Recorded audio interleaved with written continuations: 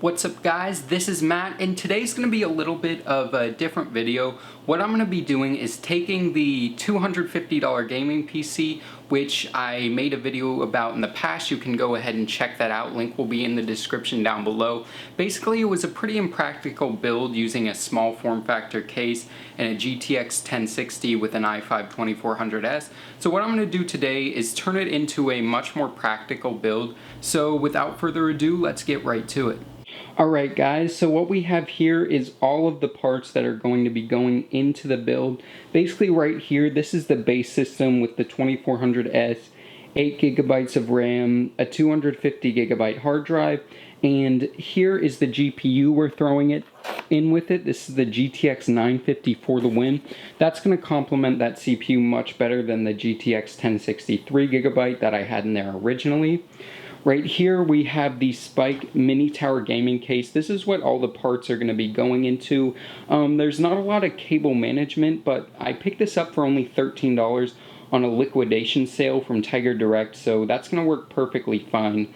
And here's the power supply I used with the build. As you can see, it's non-modular and there's ketchup and mustard cables for days, but because this is not a windowed case, I think this is going to work out perfectly fine, and I'll probably use some zip ties or something to keep those cables all in check. Now, the only problem I might run into with this build is these OEM machines actually use somewhat proprietary front panel connectors, but as long as I have the power button, front audio, and at least one USB working in the front, I think it's going to be perfectly fine. It's not a big deal to me if the front LEDs are working for hard drive and power, because I don't really find those 100% necessary as the other things. So the first thing that I'm going to do is get all of the parts out of that build, and then get the case ready for all of the parts, and then throw them all in. So let's go do that.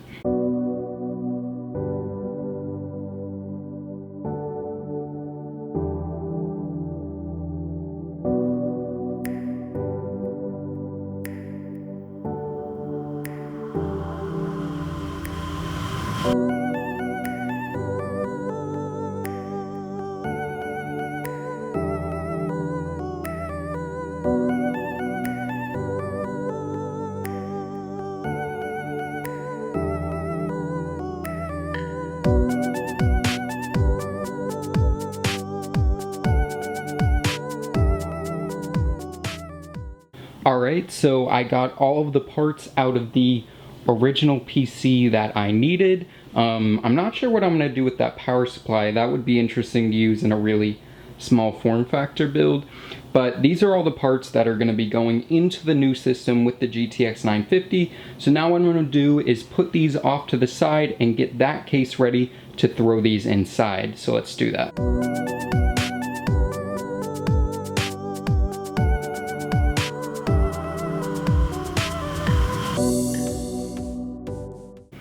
Okay, so the case is ready to put the parts in it, but I almost forgot one thing. And that is the I/O shield. So I'm gonna pop that out, put that in that case, and I will be ready to put the parts in. Alright, now time to throw the motherboard into the case and see if it fits. Here we go. Actually, going to throw the power supply in first, then the motherboard. So let's get to it.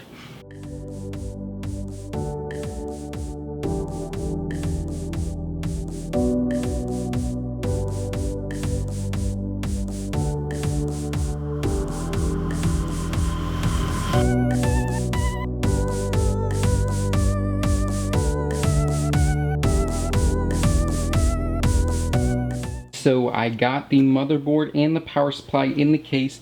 Lucky for me, most, if not all, of the mounting holes in the system lined right up perfectly. And this is basically as large as a board that could fit in here. I actually had a little bit of trouble fitting it in, and the holes weren't lining up at first because I realized that the I/O shield wasn't popped in all the way. So I just popped that in the full amount, and then everything lined up and I put it into place. So next thing I'm going to do is put the hard drive in. I actually popped the mounting mechanisms open, so I'm going to see if I can do this with one hand and show you guys. So basically, I probably should have done this to start with because it's going to be a little bit hard to wiggle this in, but it should be able to fit. There we go.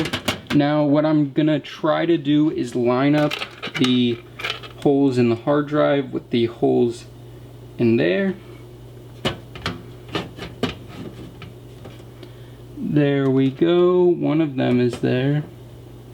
And that should actually, the holes should be lined up right about there. Both of the holes are there, and then these little pegs are going to go right into place. So that should be good. And then at some point I'm going, oh my gosh, I just broke that. Well, that sucks, but they should still be able to flip in and out into place like that. There we go. So I'm just gonna have to at some point flip this over and clip the other side into place. Now at this point you'd probably be thinking that I'd put the graphics card in, but actually what I'm gonna do is I'm gonna wire everything up first, just because it's gonna be really hard to do the front panel connectors if the big graphics card is sitting there. So I'm gonna do that quick and then I'll put the graphics card in.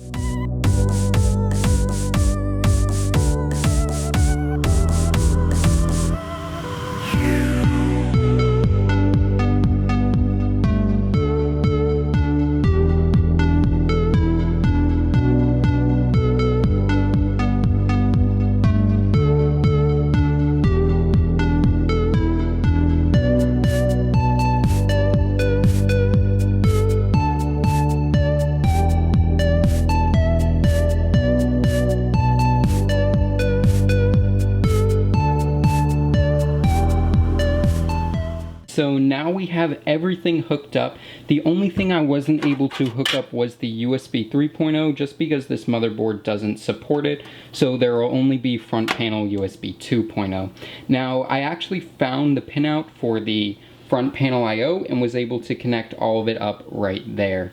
So now what I'm going to do is try to tighten up the cable management a little bit, and then I'll throw in the graphics card and basically it'll be ready to boot up and test and benchmark.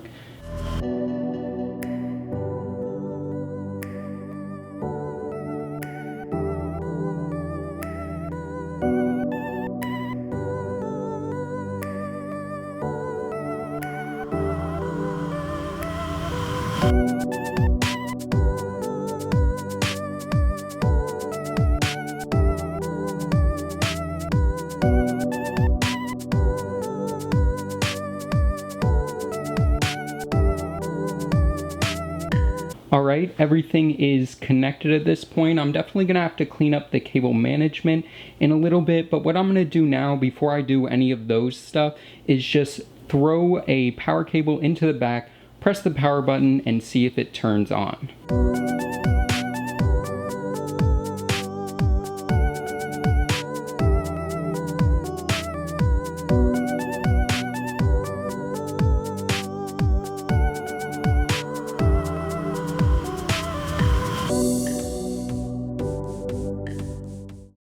So there we have it. The PC transformation is complete. In terms of performance, this PC can basically play any game at 1080p medium settings or higher.